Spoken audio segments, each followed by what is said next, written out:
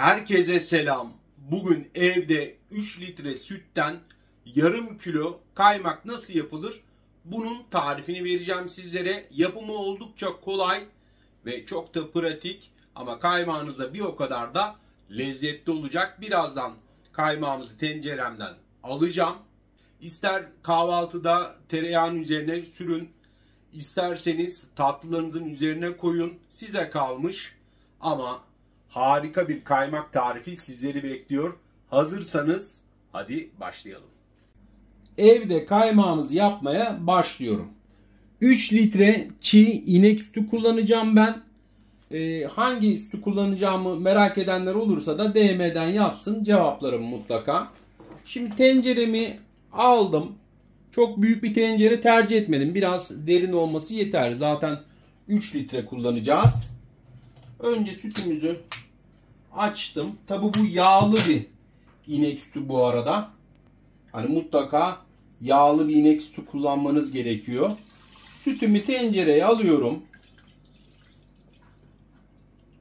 Şimdi bu aşamaları bile gösteriyorum ki yani tane tane olarak da anlatıyorum ki herkes iyi bir şekilde anlasın, evinde yapabilsin diye. Bakın şişeyi böyle tutuyorum ki içinde herhangi bir yağ kalmasın. Yani sütün bir kendi yağı şişede kalmasın diye hepsini döküyorum.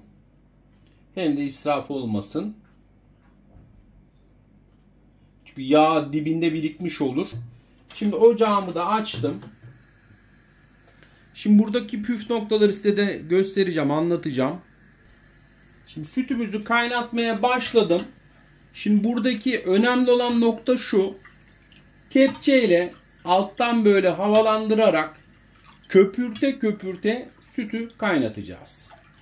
Yani burada köpürtme işlemi de önemli. Sütü ne kadar bu şekilde alttan bakın havalandırırsanız, bakın şu şekilde alttan havalandırıp sütü köpürtürseniz daha çok kaymak elde edersiniz. Bu aşamaları da gösterme nedenim bu. Bazen diyorlar çünkü videoyu uzun tuttun, çok anlattın. Ben de emek veriyorum arkadaşlar. Ben vakit ayırıyorum. Detaylı bir şekilde anlatıyorum. Püf noktalarını söylüyorum. Bu videoları sonra birleştiriyorum. Sizler için sosyal medya kanallarımda paylaşıyorum. Hiç kimseden hiçbir ücret almıyorum bunun için. Yani faydalı olmaya çalışıyorum ama böyle yorumları görünce de üzülüyoruz. Bakın kepçeyle böyle alttan havalandırarak sütümü kaynatıyorum. Bir yandan da köpürteceğiz. Ne kadar köpürtürsek o kadar da iyidir. Şimdi kamerayı biraz daha yanaştıracağım. Evet, bu şekilde kaynatırken alttan havalandırıp köpürtme işlemimize devam ediyorum. Bunu hiç bırakmayacağım.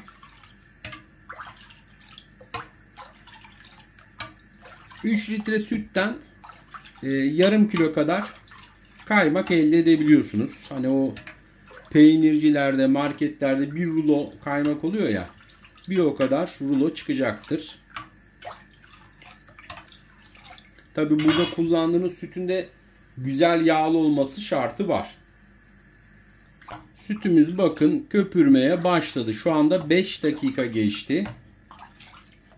Kalan sütü mesela kaymağı aldıktan sonra kalan sütü ne yapabilirim diye düşünenleriniz varsa tekrar o sütü kaynatıp yoğurt yapabilirsiniz. Sütlaç yapabilirsiniz. Puding yapabilirsiniz. Ya da içebilirsiniz. Yani seçenek çok. Köpürmeye başladı.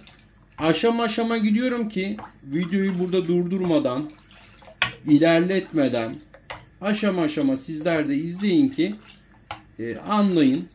Zaten bir kere detaylı izlediğiniz zaman bir daha yapışlarınızda rahat yapabilirsiniz. Yapımı kolay zaten, zor değil yani. Önemli olan dediğim gibi sütü kaliteli bulmak, sütü güzel yağlı bulmak.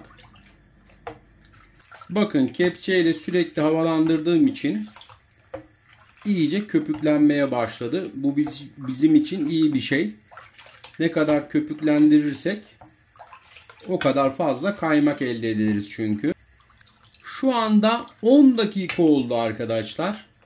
10 dakikadır köpürtme işlemine de devam ediyorum. Alttan da kepçeyle alarak havalandırmaya devam ediyorum.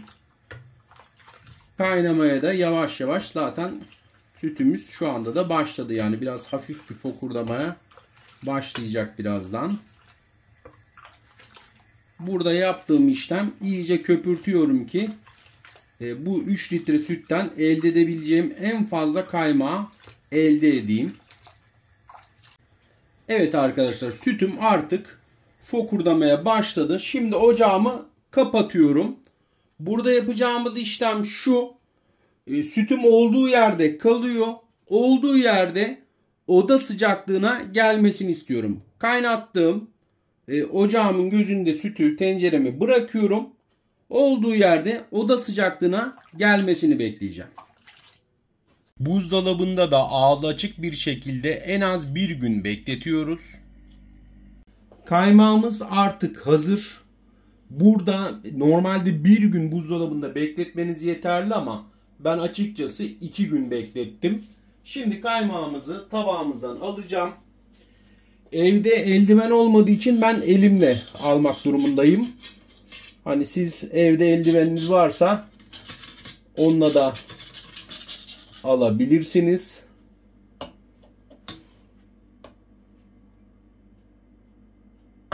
Şöyle. Şimdi kaymağımı çıkartıyorum. Evet, kaymağımızı tabağıma koydum arkadaşlar. Şöyle yakından da sizlere göstereyim. Eldiven olsaydı rulo şeklinde yaparak alacaktım.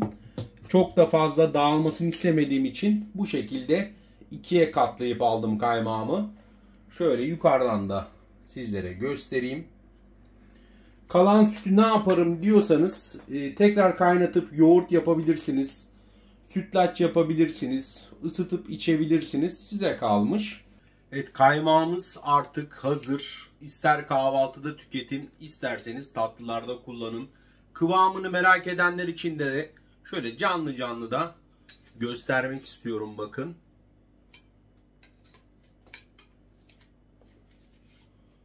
Harika bir süt kaymağı oldu. Gerçekten rulo olarak alırsanız tabii daha da iyi olur. Ben dağılmasın çok fazla diye ikiye katladım eldiven olmadığı için. Ama rulo olarak da alabilirsiniz. Tencereyi böyle boydan boya bıçakla alıp ortadan ikiye kesip katlayarak da alabilirsiniz, götürebilirsiniz. Kıvamında bakın sizlere gösteriyorum. Gayet kalın bir kaymak oldu. Gerçekten bakın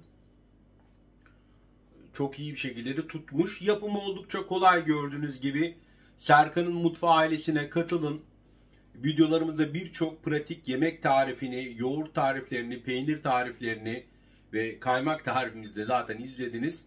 Bulabilirsiniz.